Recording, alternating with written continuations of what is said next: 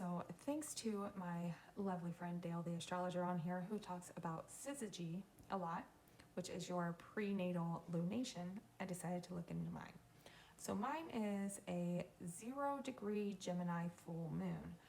Now, this makes a lot of sense. This makes a huge explanation as to why I am such a stickler for words, why I am a raging bitch when someone thinks they can lie to me, why I am adamant about people's actions matching their words and practicing what they preach.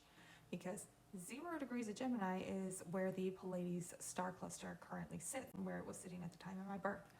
And there's a fixed star amongst the star cluster that is called Alcyone, Alcyone. So we've got Brady's book of fixed stars here.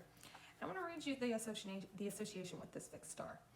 It is connected to vision, both your physical and mystical vision. There's also a strong connection to the fates and the judgment of the dead, bringing in a ruthlessness when dealing with those who have not fulfilled necessary requirements, a potential for ruthlessness or judgmental anger.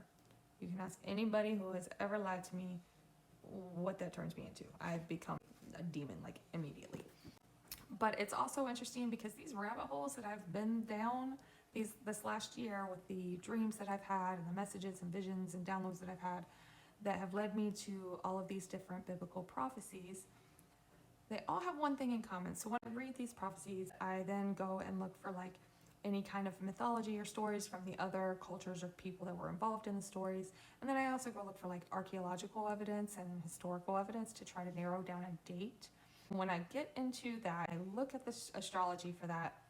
There's one commonality in every single one of the prophecies, and that is Uranus passing through the Pleiades star cluster.